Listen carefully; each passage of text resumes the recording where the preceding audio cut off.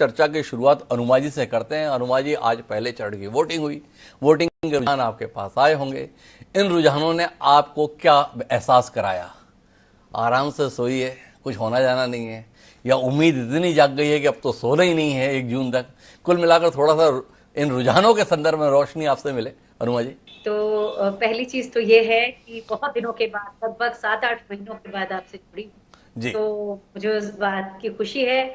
और आपसे जब चर्चा होती है तो इंसान रिलैक्स होकर रहता है, जी। क्योंकि कोई कोई गलत बातें इस तरह का नहीं होता।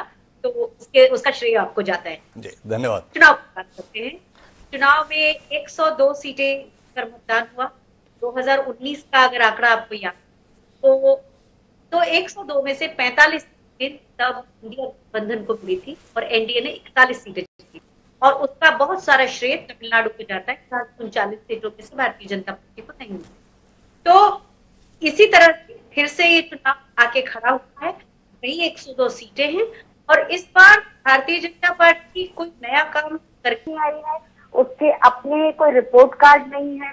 भारतीय जनता पार्टी ने फिर उन्हीं मुद्दों को दोहराया है, राम मंदिर और हिंदू मुस्लिम उसी तरह की बातें हैं, कुछ खास नहीं है। और 2047 मतलब 5 साल की जवाब देनी मत मांगो आप। जी। हम तो 2047 की बात करेंगे।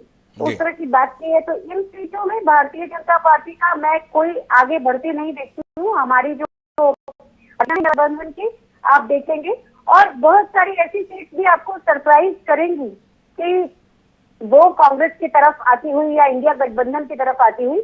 आपने एक टिप्पणी की थी मुझ पर कि पता नहीं पार्टी ने क्या सोचा। देखिए, हमारी पार्टी है और सबसे पुरानी पार्टी है, 138 साल पुरानी पार्टी है।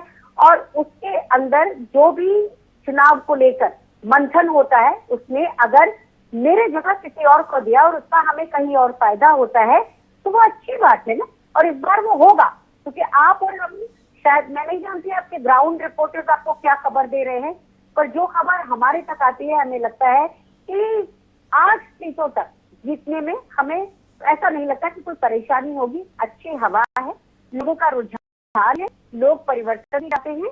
और अगर ये ऑर्गेनिक चुनाव है, मैं ये एक अपना अंदेशा लगा रही हूँ, अगर ये ऑर्गेनिक चुनाव है तो इसमें कोई शक नहीं होना चाहिए कि ये 2009 का हमारा प्रदर्शन भी हम दोहरा सकते हैं जो हमने पहले किया है।